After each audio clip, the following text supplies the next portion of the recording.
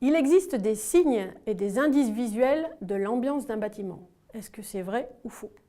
Eh bien c'est vrai, il existe tout à fait des signes que l'on peut visuellement détecter dès l'entrée dans un bâtiment d'élevage. Que regarder la première fois que l'on entre dans un bâtiment contenant des bovins? La première des choses à regarder n'est pas vraiment le bâtiment en lui-même, mais le comportement des animaux à l'intérieur de ce bâtiment. Les animaux occupent-ils tout l'espace disponible? Y a-t-il des zones qui ont l'air moins occupées ou carrément délaissées par les animaux? Les veaux sont-ils couchés le long des murs, a priori à l'abri d'un courant d'air ou d'une autre agression? S'il y a des abris à veaux, est-ce qu'ils sont utilisés? Est-ce que tous les veaux sont couchés sous les abris? Il faut d'emblée regarder ces phénomènes comportementaux pour décider si dans un bâtiment l'occupation est homogène. Ensuite, il faudra s'intéresser plus précisément à la structure du bâtiment en recherchant toujours des signes visuels très simples qui peuvent être caractéristiques de condensation. Les animaux ont-ils le pelage mouillé? Est-ce que sur une charpente métallique, on trouve des traces de rouille? Est-ce que sur des fibrociments, on trouve des zones noirâtres qui sont signes de condensation et derrière de moisissure? Les barrières métalliques sont-elles humides? Tous ces signes-là, très simples, détectables très vite, sont déjà de grands indices sur les possibilités de ventilation d'un bâtiment.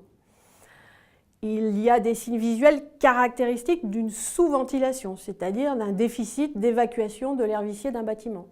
Une présence importante de toiles d'araignée, par exemple, qui peuvent être très poussiéreuses. Si les toiles d'araignée sont très poussiéreuses, c'est qu'elles ne sont pas balayées par un courant d'air ou un vent régulier. Des tôles perforées ou des filets brise-vent très encrassés sont aussi un signe de sous-ventilation.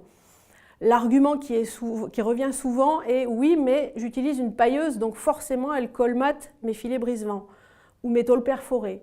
Oui et non. Une tôle perforée, même avec des poussières de pailleuse, si elle est très régulièrement balayée par un courant d'air régulier, ne s'encrassera pas aussi vite qu'une tôle perforée qui n'est pas bien ventilée.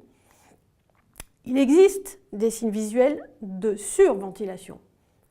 Les toiles d'araignée, toujours très utiles. Absence ou quasi-absence de toiles d'araignée signe une surventilation.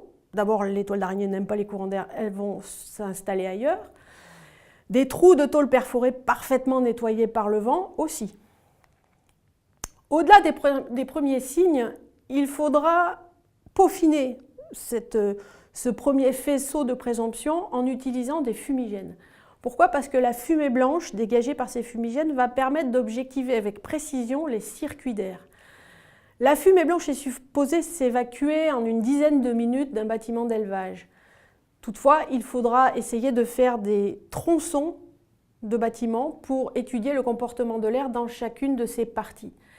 Et ne pas oublier qu'un même bâtiment peut souffrir de sous-ventilation à certains endroits, de surventilation à d'autres, et que tous ces phénomènes conjugués peuvent être très impactants en termes de confort pour les jeunes animaux. Alors pourquoi une telle attention est portée à l'ambiance du bâtiment? Parce qu'elle aura un impact direct sur leur santé, sur leur croissance et donc leur productivité. Si l'air qui est chargé en eau, en poussière, en microbes ne s'évacue pas correctement, leur appareil respiratoire sera agressé et prédisposé aux maladies respiratoires. S'ils sont soumis à des courants d'air ou à des turbulences, ils pourront souffrir du froid. En conclusion, il n'est pas toujours possible d'améliorer simplement les conditions d'ambiance d'un bâtiment contenant en plus des jeunes bovins. Mais connaître les limites ou les insuffisances de ventilation permet de pallier au mieux, avec parfois des solutions un peu système D, mais qui vont améliorer le confort de l'animal.